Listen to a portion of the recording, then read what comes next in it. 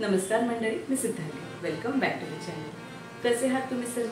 I hope तुम्ही सर्व मस्त मजेत आहात आणि असेच मस्त मजेत राहा. सर्वात आधी तुम्हा सर्वांना गणेश चतुर्थीच्या खूप खूप शुभेच्छा. तर सध्या मी आले आहे कुडाळमध्ये माझ्या माहेरी. माझ्या मोठ्या काकांचा जो मुलगा आहे चेतन दादा, त्याच्या घरी गणपती बाप्पांचं आगमन होतं. तर यावर्षी आमच्याकडे 1.5 दिवस गणपती असणार आहे. तर या गणेश चतुर्थीला आम्ही काय काय मजा करतो, आम्ही कशी गणेश चतुर्थी साजरी करतो, हे सर्व तुम्हाला या व्हिडिओमध्ये बघायला मिळणार आहे. तर हा व्हिडिओ शेवटपर्यंत नक्की बघा.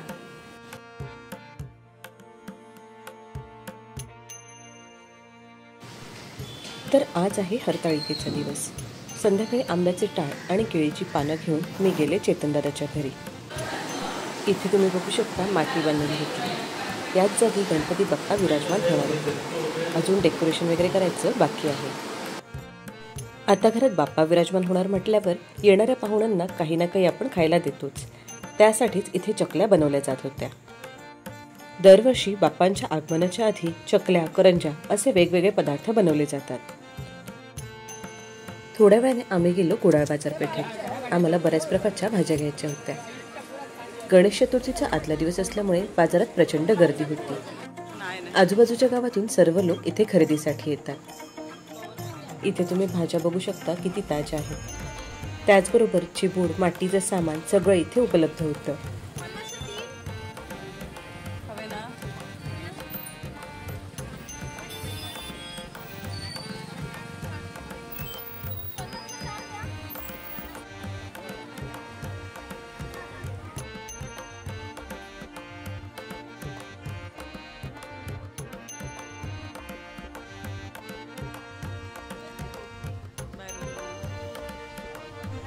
भाज्या वगैरे घेऊन फायनली आम्ही घरी आलो.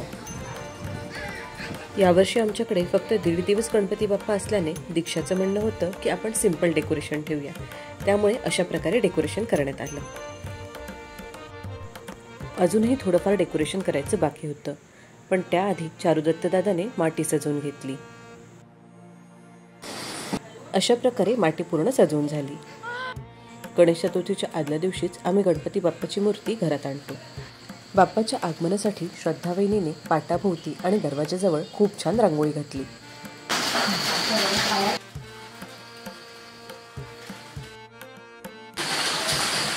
आता झालंय गणपती बाप्पाचं आगमन. आज आहे गणेश चतुर्थीचा पहिला दिवस. अजूनही बाप्पाची पूजा व्हायची आहे. बाप्पाची पूजा करायला भटजी येईपर्यंत किचनमध्ये काय काय तयारी सुरू आहे ती मी तुम्हाला दाखवते. तर ही आहे माझी आई, जी मोदकाचं सारण बनवते. त्यानंतर आहे कल्पा आत्या, जी भोपळ्याची भाजी बनवते. तयार पण झालेलं आहे. इथे चवळीची उसळ आहे. त्यानंतर आपली थांबा दाखवते, वालीची भाजी तयार आहे. वरण तयार आहे. वरण सुद्धा तयार आहे आपले. इथे भोपळ्याची भाजी होते. बाकीच्या भाज्या सुद्धा कट करून ठेवलेल्या आहेत. ही आहे ममता वहिनी, जी दुसरी भाजी फोडणीला घालते. यांच्याच घरात बाप्पाचं आगमन होतं. थोड्या वेळाने मी दरवाजात आणि टेबल भोवती रांगोळी घातली. त्यानंतर इथे तुम्ही बघू शकता सर्व पूजेची तयारी झाली आहे. थोड्या वेळाने सर्वांनी मोदक बनवायला सुरुवात केली. भटजी आल्यावर बाप्पाच्या पूजेची सुरुवात झाली.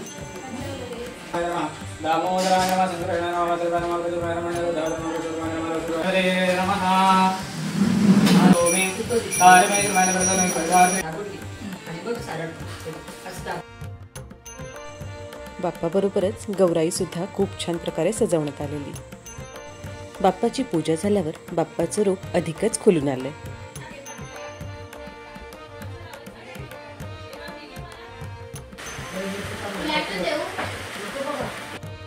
पूजा होईपर्यंत इथे मोदक बनवून झाले. इथे मोदक उकडायला ठेवले आणि बाजूच्याच गॅसवर माझी वहिनी बनवते मिरचीचं पंचामृत. याची रेसिपी ऑलरेडी शेअर केलेली आहे. लिंक तुम्हाला आय बटनमध्ये मिळेल. थोड्या वेळाने आम्ही नैवेद्यासाठी पानं वाढायला घेतली.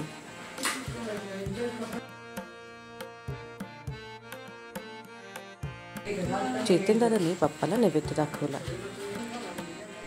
नैवेद्य दाखवून झाल्यावर लगेचच आरती केली.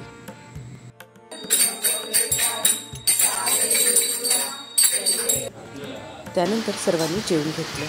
जेवून झाल्यावर आम्ही लगेचच पावभाजीच्या तयारीला लागलो, कारण संध्याकाळी भजन येणार होतं आणि त्यांच्यासाठी खास पावभाजीचा बेत होता. त्याचबरोबर बनवलं मसाला दूध.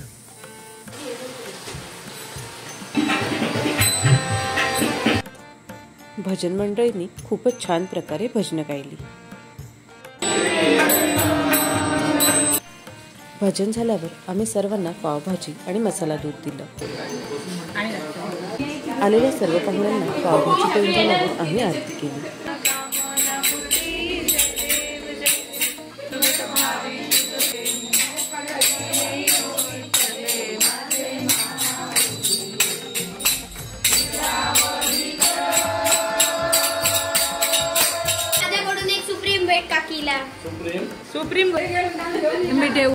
गणेश चतुर्थीच्या पहिल्या दिवशी तर अगदी मुसळधार पाऊस होता. तर असा होता आमचा गणेश चतुर्थीचा पहिला दिवस. आज आहे गणेश चतुर्थीचा दुसरा दिवस, म्हणजेच आज आहे ऋषीपंचमी. ऋषीच्या भाजीमध्ये घालायला इथे मी आंबाडे सोलून ठेवले आहेत. आंबाडे घेऊन मी गेले खालच्या घरी. बाप्पाचं दर्शन घेतलं आणि त्यानंतर मी निघाले मामाकडे जायला, कारण इथे सुद्धा यावर्षी फक्त 1.5 दिवस गणपती बाप्पा विराजमान होणार आहेत.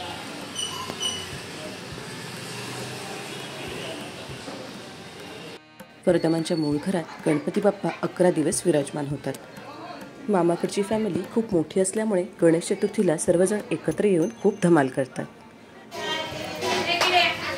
इथून मी पुन्हा घरी आले तर घरी भटजी आलेली आणि एकादशमी सुरू झालेली.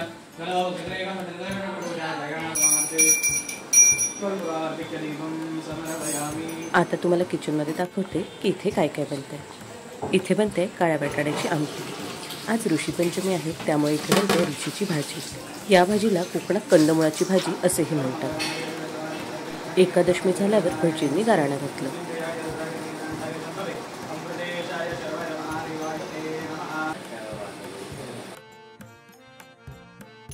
आज गणपती बाप्पाचं विसर्जन होणार आहे. विसर्जनाच्या दिवशी दुपारी जे जेवण असतं त्याला म्हामदं असं म्हणतात आणि म्हामद्याला वडे तर असतातच. त्यामुळे इथे वडे बनवण्याचं काम सुरू आहे. त्याचबरोबर आज आहेत तळलेले मोदक.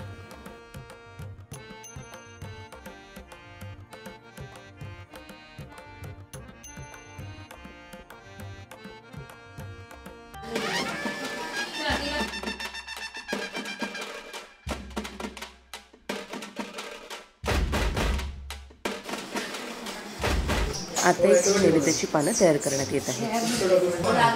बाप्पाला नैवेद्य दाखवून आरतीला सुरुवात झाली.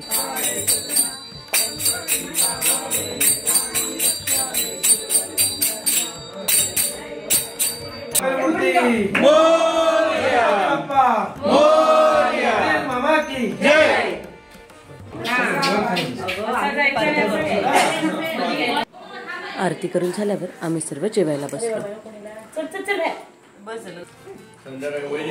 संध्याकाळी उत्तर पूजेसाठी पुन्हा भटजी आलेले.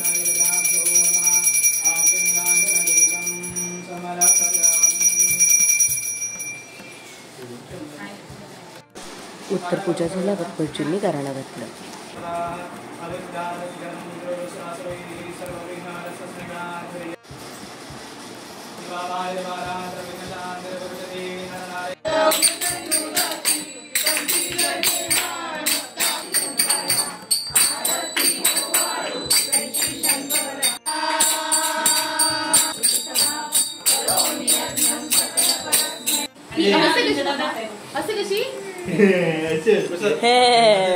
आता वेळ झाली बाप्पाला विसर्जनासाठी न्यायची.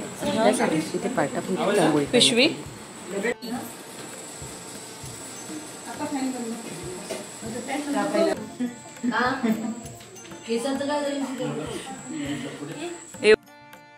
गणपती बाप्पा मोरया.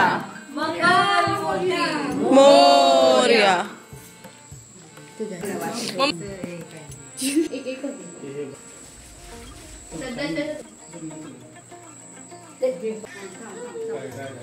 ते नको सांगितलं. हात आणि आपण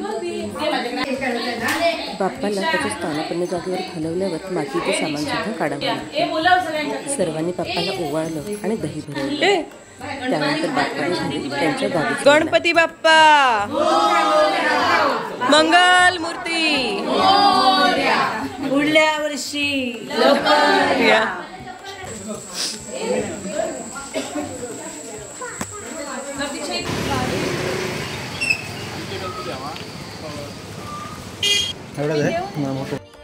तिथून आम्ही आलो मामाकडे, कारण दोन्ही बाप्पांना एकाच गाडीतून घेऊन जाणार होतो.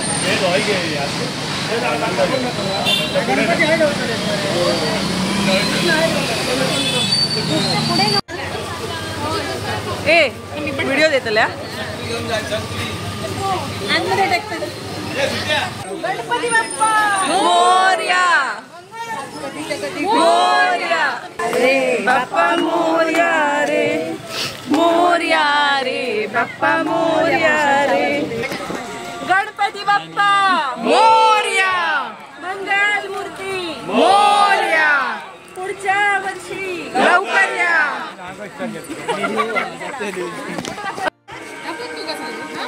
गणपती बाप्पा मोरया गणपती बाप्पा मोरया. पुढे घे जरा क्रॉस ठेव ना.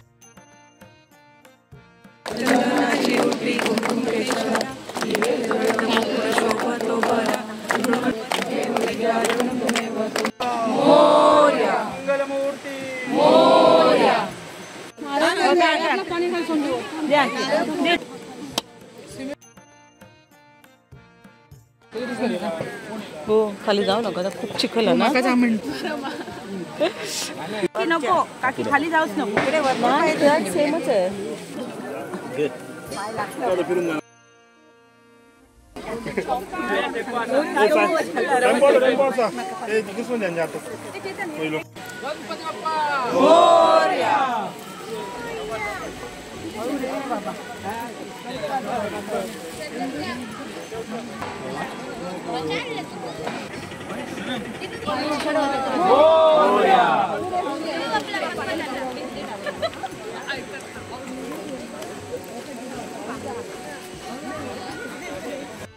आज सकाळपर्यंत नदीचं पाणी खूप वरपर्यंत होतं, पण आता संध्याकाळी ते पाणी थोडं ओसरलेलं, त्यामुळे पूर्ण इथे चिखल झालेला. कुडाळमध्ये जे पट्टीचे पोहणारे शेलटे बंधू आहेत ते दरवर्षी बाप्पाचं विसर्जन करायला मदत करतात. अजून एक चांगली गोष्ट म्हणजे इथे पोलीस सुद्धा असतात. गणपती बाप्पा मोरया, पुढच्या वर्षी लवकर या, असा जयघोष करत आम्ही बाप्पाला निरोप दिला. आय होप गणेश चतुर्थीचा हा व्हिडिओ तुम्हा सर्वांना नक्की आवडला असेल. व्हिडिओ आवडला असेल तर व्हिडिओ लाईक करा, तसेच तुमच्या फ्रेंड्स आणि फॅमिलीबरोबर शेअर सुद्धा करा. तसेच व्हिडिओवर खूप साऱ्या कमेंट्स सुद्धा करा. तुमच्या कमेंट्स तेवढ्याच महत्त्वाच्या आहेत. Thank you so much for watching this video. पुन्हा भेटूया पुढच्या व्हिडिओमध्ये. बाय.